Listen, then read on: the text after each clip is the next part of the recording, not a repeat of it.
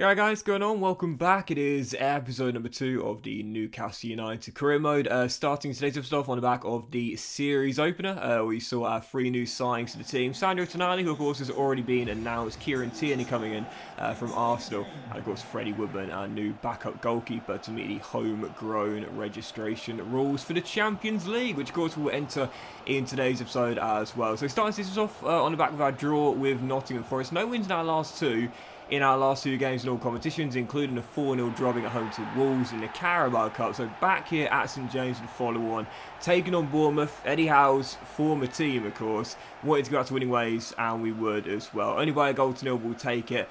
Alexander Isak, the former Sociedad striker, Borussia Dortmund as well, of course. 4 goals in 4. He's been an amazing signing for Newcastle since coming in, and I said this year he'll be going for the Golden Boot. Obviously Erling Haaland, no doubt about it, will be the favourite. Harry Kane close behind, I'm sure, but there's no reason why Isak can't get close. In this team, he's going to score the vast majority of our goals. He's spearheading our front 3. He'll be the guy I look to get me the goals, and already what a start. 4 goals in the league in as many games. So, following game, travelling to the Netherlands, Amsterdam, taking on Ajax. Get well soon, Edwin van der Sar, of course. Very sad news seeing the legendary Dutch goalkeeper, obviously former Ajax himself, Juventus, Fulham and Manchester United goalkeeper and former CEO at Ajax, suffering a bleed on the brain. Obviously get well soon to Edwin van der Sar and everyone connect with Ajax, their thoughts with them. But yeah, taking on Ajax in this game, our Champions League debut here away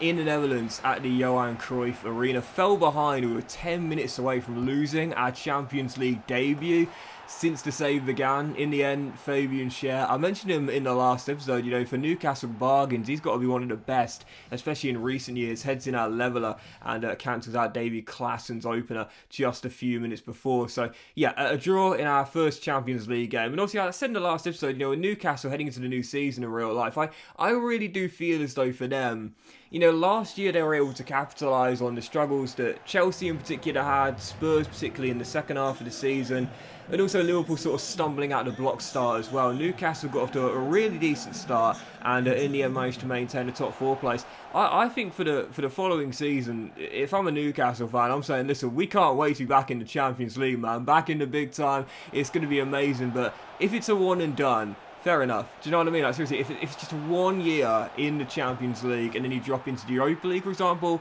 fine. Like, seriously, totally fine.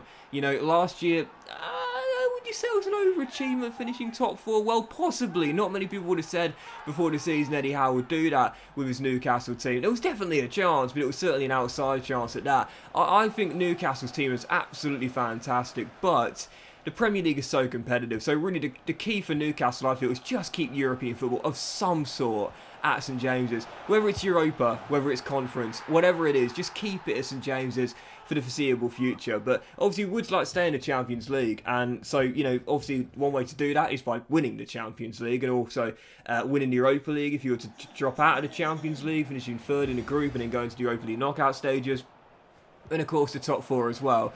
But in the league, I am going to try and keep us in the top 4. So for our following game, we had Chelsea away at Stamford Bridge there. Took the lead through St Maximin, and then Chelsea level through Dominica Berardi, I think it was, late on in the game, a 1-1 draw. But it's been a decent start with Newcastle so far, undefeated in the league. I do feel as though if we are going to stay in the top 4 though, like, we can't afford defeats in those games against the Big Six because of how competitive the Premier League is. We cannot afford defeats in those sort of games there. So if we only get a draw, I will take it. That's what we got. I'll have it. 1-1 draw in West London. And then following that, we beat Unai Emery's Aston Villa by a 1-0. So yeah, back on track there. Like, to me, I trust us to beat most of the teams outside of the traditional Big Six, if you will. Even teams that last year had a great season, like Aston Villa or a Brighton or a Brentford, for example, I trust us to beat those teams, especially at home. But it's the Big Six for me. That's what I'm worried about. We know how competitive and tight the league is, so just got to make sure we avoid defeat. I need to win Just got to avoid defeat. Anyway, following game, on the back of the 1-0 win against Aston Villa, Napoli, St James's Park, Champions League, home debut here. Really, really looking forward to this here against the Serie A winners last year. And last year's quarter-finalists in the Champions League as well. Had an amazing year, Napoli, not just in the league, but quarter-finals in the Champions League too, getting knocked out to Milan in that all-Italian last 8 round. But taking on Napoli, heading into the game, really wanted to win my first game at St James's, man, in the Champions League, I should say. Really buzzing for this, man, gotta say, and what a surprise that the guy that gets the opener just 7 minutes in, my top scorer this year, I'm already calling it now, Alexander Isak, gives us the lead, and it is 1-0. So St James rocking, just like it was when Santiago Munoz scored that free kick in the final game of the Premier League season in goal 1. Has anyone seen the Goal Trilogy, by the way? The first 2 films are really good. The third has got to be one of the worst films I've ever seen. And I've seen Space Jam too. It was really, really bad. The first film, though, absolutely iconic. If you've not seen the Goal, and I mean the original Goal as well, because I know there will be some of you out there that probably weren't born when the film came out. Watch it. I'm sure you can find it on YouTube somewhere. It came out in 2005, I think. It's an amazing film. The first goal is absolutely amazing. Second one is pretty decent as well. I won't spoil it for you, but it's pretty decent film as well. But the third one, don't waste your time. It's awful. But anyway, yeah, we're taking on Napoli. Took the lead for Isak, but then the Georgian levelled for Napoli, and then they went in front in the second half, in danger of losing match day 2 in the group stage. And that would be disastrous after drawing on match day 1 as well. But with a minute to go, he bails me out. He scored the opener and he scores my leveller. Alexander Isak, man, this Swede is just so good. He's quick, he's strong, he's powerful, great shot power, great finish on him, and really good ball control as well. There's no downside to this guy, man. He is phenomenal. And in the end, he bangs me the leveller, which ensures we don't lose the first time in the Champions League. So tough start there. 2 games in 3rd place, just the 2 points on the board from 2 draws. Yes, no losses, but still searching for that first win. I think there's no doubt about it now. If we are going to qualify for this group, we've got to beat Rangers back-to-back. With no disrespect to the Scottish side whatsoever. You know, Napoli probably said the front runners in that group, and Ajax as well. Such a tough team too. Rangers are a very good side, don't get me wrong. But last year, of course, really, really tough Champions League campaign. They lost all 6, if I remember correctly. And I think they set a new record low for most goals conceded. I think, correct if I'm wrong. But even so, we'll have to beat Rangers back-to-back, no doubt about it. And hopefully get a win against Ajax in the following game at St James's as well.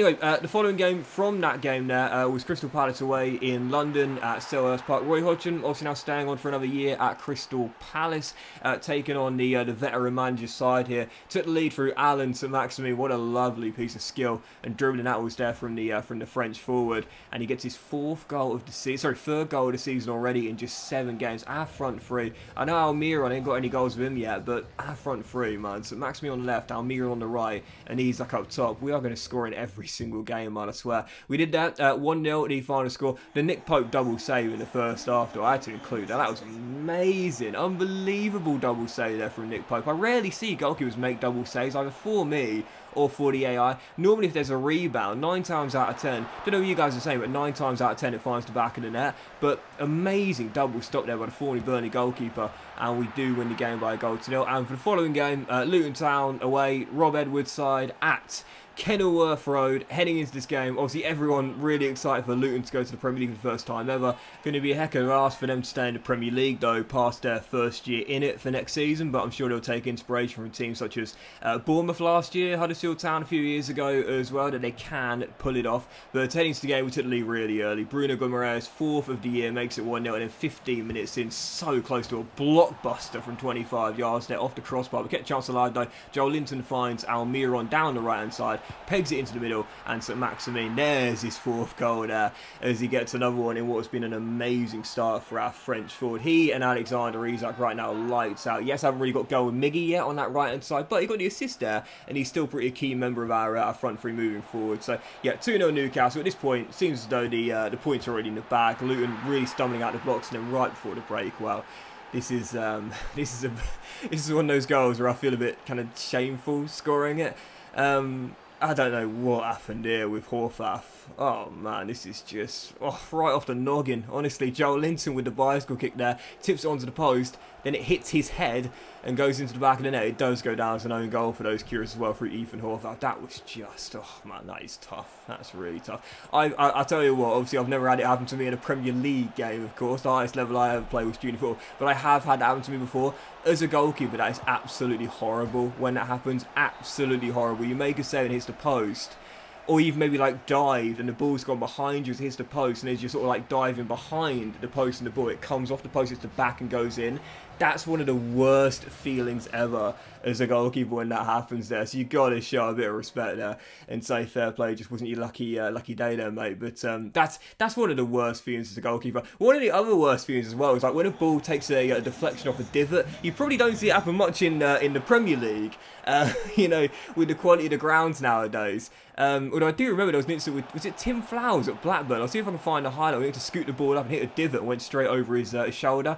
That's happened to me before as well, when you go to either kick the ball and it bounces off a divot and goes straight past your feet, either to an on-rushing striker or into the back of the unguarded net, or if you go to pick the ball up or you go to claim it and it sort of like hits a divot in the turf and then just like deflects over and goes in.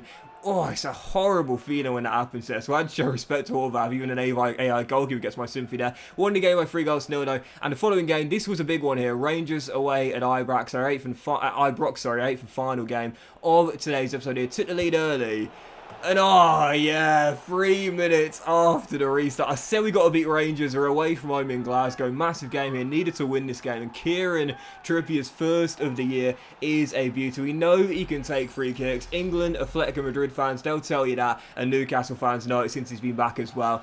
You know me, I'm rubbish at free kicks. But you know what, guys? You've been with me since the very beginning of FIFA 23. I think you've got to give me a little bit of credit. I am starting to get a little better. Trippier finds a small gap in the wall and finds the top corner as well. That was beautiful from the leader right back in Newcastle's team. So 2-0 Newcastle, my first free kick goal of the save. I might get another one. You won't see many more. But even so, I've got a little bit better now at free kicks, I think. That's 2-0 Newcastle. Seems as though the points are in the bag and our first Champions League win is going to come at Ibrox. And with 5 minutes to go, Trippier turns provider as Callum Wilson off the bench makes it 3. Yep, final score in Ibrox, Rangers 0, Newcastle United 3. I said if we are to get through what was a really tough group with Napoli and Ajax as well, no disrespect, but I think Rangers are the team will need to beat both home and away. So far, they are bottom of the group and still winless, and that win there now puts us into second place alongside Ajax, who are top. First Champions League win, it comes in Scotland. We'll need to beat them back at St James as well, and if we beat Ajax in the following game at St James as well, then we will qualify for the knockout stages. But that will end today's episode of the Newcastle United Career, guys. Big fan for watching. If you enjoyed it, if you had done, please drop a like. If you've not seen the Goal Trilogy,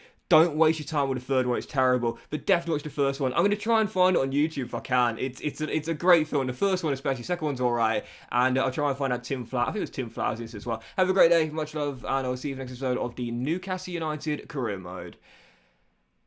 Wait for it. Very soon.